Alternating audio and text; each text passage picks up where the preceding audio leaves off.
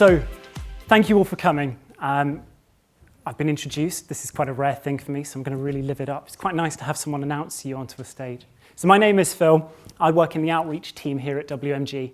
And what that means is that I share complicated ideas, cutting-edge research with absolutely anyone who will listen, including my poor wife who has to listen to it even when she's at home. So I'm going to try and do that in an interesting way, and hopefully by the end of it you'll agree with me. I'm going to try and use stories. Hands up if you've ever read a story that has a hero, a villain, and a happily ever after. If you've read a book, your hands should be up. They all do. And the reason for that is that it works.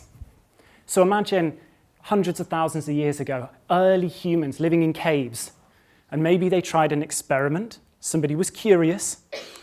They saw a mammoth, and they got a bit too curious, like the puppy trying to bite everything to see what it tastes like. They bit the mammoth and found out they don't like it.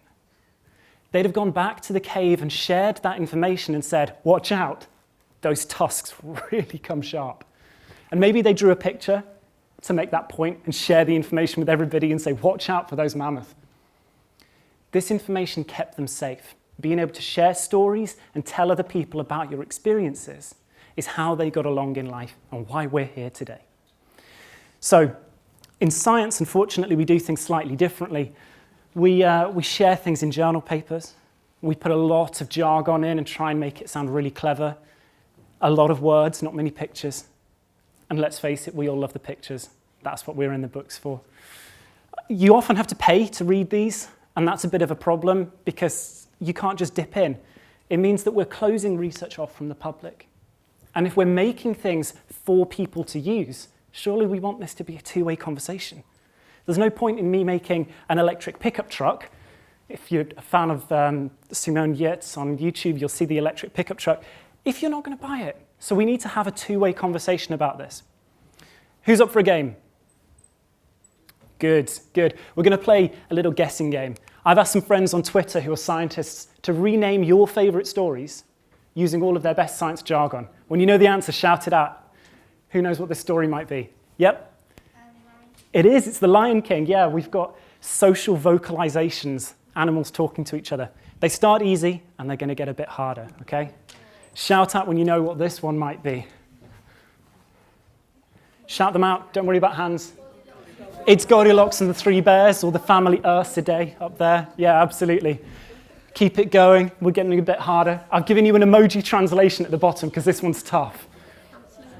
It is Hansel and Gretel. We've got the twins following a trail of crumbs to the witch's hut.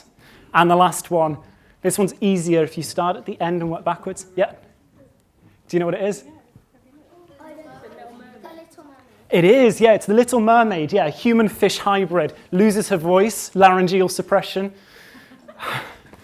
I think what you can take out of this is that jargon is a really suboptimal linguistic construct. We really should just try and talk a bit more openly and use better language. I asked a friend of mine, she writes books for children, for her relatives, and Mary uses pictures and puns to try and teach about things like quantum physics and particles. And in one of the best puns you'll ever see, this is a glue-on particle sticking posters to the wall with glue. It's much better puns than I'm going to use in the rest of this talk, so brace yourselves. So I'm going to try and use that approach, the storytelling approach, over the next 5 minutes or so. And I want to do three things. I want to speak to any researchers or any experts, or any scientists or engineers in the room, and encourage you to share your expertise, to talk to people, pass on your information. I want to speak to the audience as a whole, all of you, every one of you, and encourage you to be involved in this two-way conversation, to talk back, to ask questions. You'll see up here there's a hashtag, you'll see this a few more times today, asking for questions. Ask us whatever you want to know. Not what time the bus home is, we don't know. But ask WMG, get involved and ask us questions, we're happy to help. And the most important one, hands up if you're a young person. Yeah, there we go. I want to speak to all of you, some of you more optimistic than others. I want to speak to everybody about inspiration and being inspired to be the next set of heroes. I'm going to talk about a few heroes, but we don't have enough. We're always going to need more heroes to solve problems and change the world. And I want all of you to feel like that can be you. Okay? We up for the first story? Good. Okay. Like I said, my puns are nowhere near as good as Mary's. This is meant to sound like The Lion, the Witch, and the Wardrobe, and then I ran out of time to think of a better one. The lead, the switch, and the auto. So, hands up if you've ever heard of tetraethyl lead. Oh, okay, that is 3 more hands than I've ever got before. That's right, I got 3 hands. So, who's ever heard of unleaded petrol? Okay, yeah, that's more like it. We used to add lead to petrol. We used to put loads of lead in there, and it's toxic. You don't have lead on your breakfast cereal. You don't brush your teeth with lead. You don't have lead perfume. It's because it's toxic. It's really bad for you. And unfortunately, a company made a lot of money out of pretending that it wasn't, and they tried to cover it up at times, and they tried to just ignore it. A scientist even came out and washed his hands in a solution of the stuff, and then sniffed it and said, I wouldn't do that if it wasn't safe, would I? Everyone believed him, and off they went. And so did he, straight to a hospital to be treated for lead poisoning. He didn't tell anyone that. 70 years after that, we continued putting lead in petrol.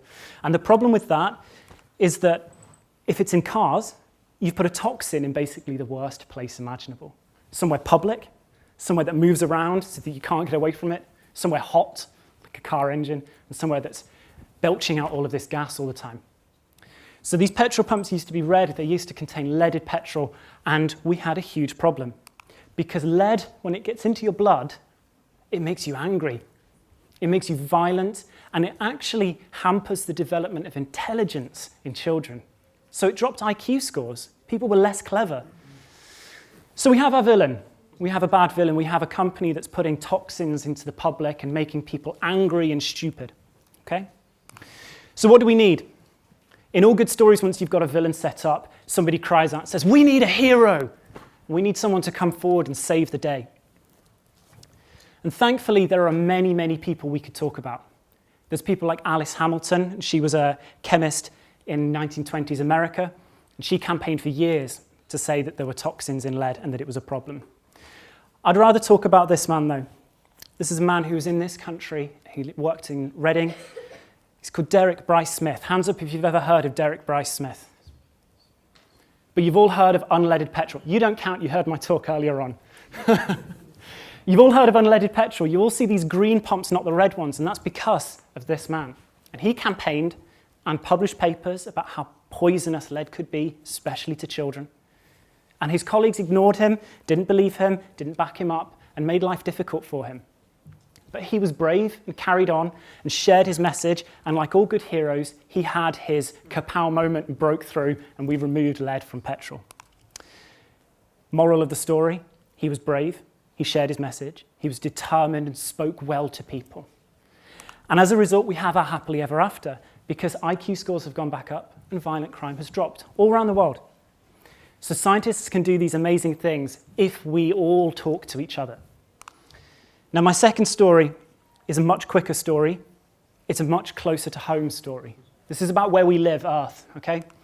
And unfortunately, we have a lot of problems. Hands up if you've heard of climate change, pollution, global warming, plastic in the ocean, plastic in the Antarctic, everywhere, okay? We have a lot of problems. We're running out of fossil fuels. We have our villain. And our villain is this massive amount of problems that we have to face. Now, you'll notice something different on this slide.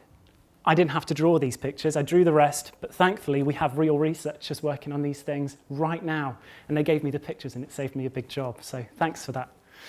We have people like electrochemists that you'll hear about soon, making batteries more sustainable, more efficient. We have materials engineers trying to make materials more sustainable, cheaper to produce, lighter, more recyclable. And we have all of these people coming together to be the heroes to solve these problems for the future. Unfortunately, it is not going to be enough. We're going to need more heroes, more determined people coming through year after year after year. We're going to need more of these conversations between the researchers and the public. We're going to need this engagement through, at the moment, things like Twitter, where you can ask us these questions. And we're going to need young people to see themselves as the next generation of problem-solving, world-changing hero researchers.